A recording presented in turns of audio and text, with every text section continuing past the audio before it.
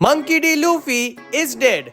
Or is he? We finally got to know what Imu's power system really is, and we finally might got to see a little bit of glimpse of Usopp's upcoming power-up. Be sure to watch this video till the end, because not only we are going to discuss about this week's chapter, but we are also going to talk about some really important things that are happening in the background that will definitely take shape in the later chapters of Elbaf. But before that, one small request, and that is to like this video, share this video to fellow One Piece and anime fans, subscribe to our channel Any Emotion. Now let's get back into the main video. This week's chapter started right where 1188 left off, and after getting impaled by the Void Sword, Imu used yet another new weapon, and now it is called the Sea King Sword. But we all know the sea doesn't have a king, because it is the Sea Queen Zazan who is actually the real sea god of the One Piece world. So do whatever you want to do with this information. But just like how last week's chapter gave us another new iconic scene, that is Luffy getting impaled by Imu, this week's chapter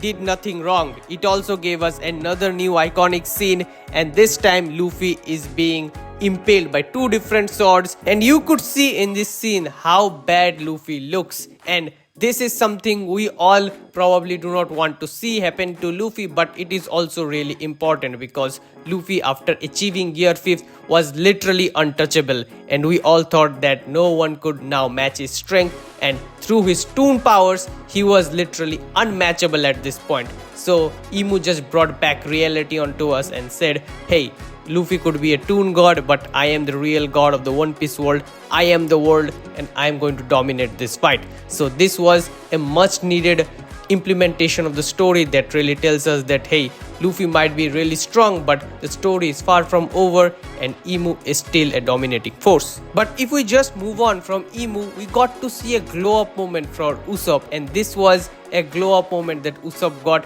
after a long period of time. We all thought that Elbaf is going to be Usopp's arc, but unfortunately it was not. So this glow up moment was really needed, and Usopp probably used his observation haki. And speaking about observation haki, Usopp unlocked his observation haki a decade ago. Now, it is pretty bizarre to see that he doesn't use haki that much in the One Piece world, but it is also pretty important to see that Oda remembered he has observation haki, and Loki was present there, Jinbei was present there, but I loved how Usopp was the only one to notice that, hey, something is wrong with Luffy up there in the Yggdrasil tree. Now, speaking about Loki, it is pretty important to note that Loki got yet another new flashback. Right now, Elbaf is more of a flashback arc than a real world arc for One Piece, but this type of flashbacks are really important, and this really gave us more context about the discussion between Loki and Shanks, and also their confrontation. And Shanks really told Loki, hey kid, you are not that strong, you are not going to defeat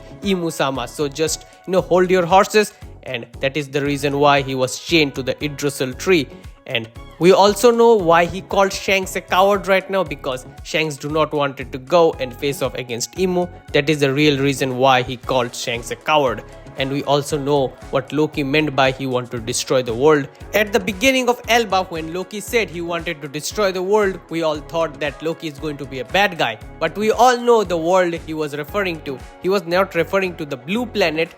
Okay, this is something, if you guys don't know, the One Piece world is really called the Blue Planet. Oda really clarified it in one of his SBS segments. But talking about Loki, Loki really meant Imu as the world and not the Blue Planet. So it is now being more clear what Loki meant, and Loki always wanted to destroy Imu, because again, Imu was the real person who corrupted Herald, and after knowing this, Loki was again enraged, and he loved Herald, although he would never say this on paper, but he did love Herald a lot.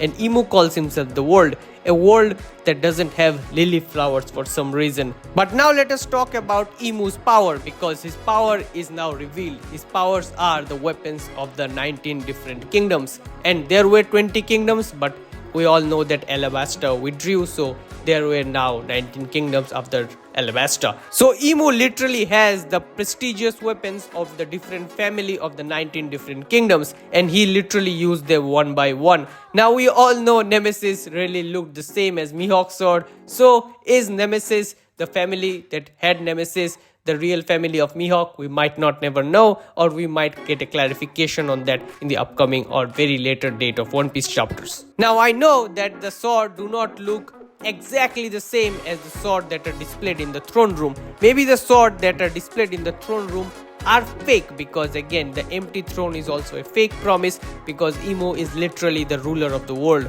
So maybe with the fake throne and the sword being fake is also something that goes well with it.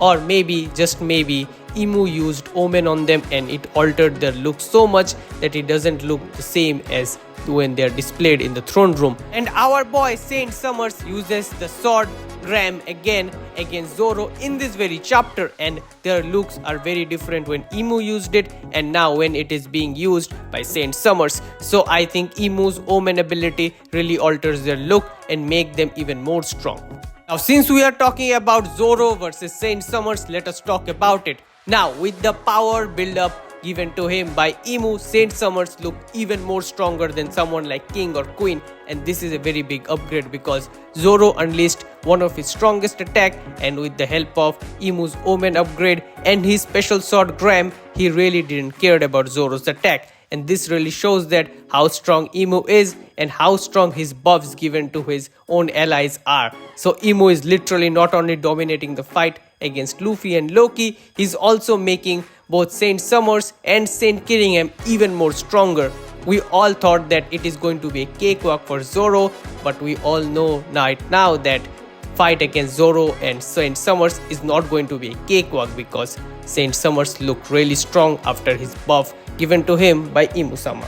And the same could be said for Saint Killingham, because Saint Killingham again right now looks really untouchable with his special spear. Now spear is also something that is really closely associated with Sanji, and if we look at the picture, the only one we have of Nika, he's holding a sword and a spear. Now if we just dissect it a bit, we could easily say that if Nika represents Luffy, then his right hand man and left hand man are going to be his sword and his spear. So Zoro being the sword is pretty obvious, and now Sanji being associated with spear from the very beginning of One Piece now is also fighting someone with a spear holy weapon. So it is very important to see that Sanji is getting the depiction, and I'm pretty sure that he's going to use Conqueror's Haki in order to defeat Saint Killingham, because I don't think he's going to lose after awakening Conqueror's Haki, and Saint Killingham might be the person who loses his life after facing Sanji in the upcoming chapters of One Piece. But then we came to the final moments of this chapter, that is where Luffy is going to be really killed by Emu through an axe, and who shows up to help him? It was pretty obvious. I predicted this in my last video, go and check it out. And it is none other than Saint Mountain Eater himself, Scopper Gaban. And now I know Scopper Gaban is not going to defeat Emu. It is really out of the question, but Scopper Gaban could be the sacrificial piece that really helps Luffy get out of this situation, because again, he's not going to defeat Emu right now, and Scopper Gaban might be the key, or the sacrificial key that would stop Emu temporarily but not permanently. And he's also pretty wounded. He got stabbed by Gunko's arrows, and I don't know how he's standing. Chopper probably did a great work in order to heal him for a fight against Emu, but I think this will be the end of our Mountain Eater friend Scopper Gaban. But this chapter also really throws up a few questions that are running in the background, and they are as follows. Is Emu's weapon supreme graded?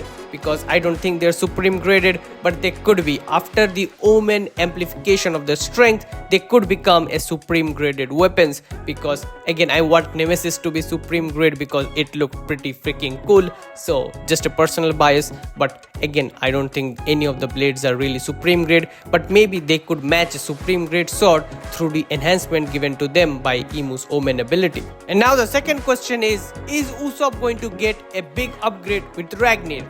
I think yes. He might get a movement where he just picks up Ragnir and maybe he hits Emu with it, or maybe just defends Luffy's life with it. But he's not going to get a huge glow up moment where he just, defeat Emu. No, he's not going to get that. But it will be pretty sweet to see that he just picks up Ragnir, or just the process of somehow helps out Luffy, because it has been so much time Usopp never got a glow up moment, and every one of us loves Usopp and wants to see him get at least a glow up moment, at least one glow up moment here in Elbaf. And the final question is, since there were 20 different kingdoms and Emu has weapons of 19 different ones, is there still a weapon that is hidden in Alabasta? I think yes, and this weapon might be very important in the final war. We don't know what type of weapon it is. We all know that the weapons are really inconsistent. There could be a sword, there could be a spear, and even an axe. So the weapon there in Alabasta could be anything, but it is pretty important,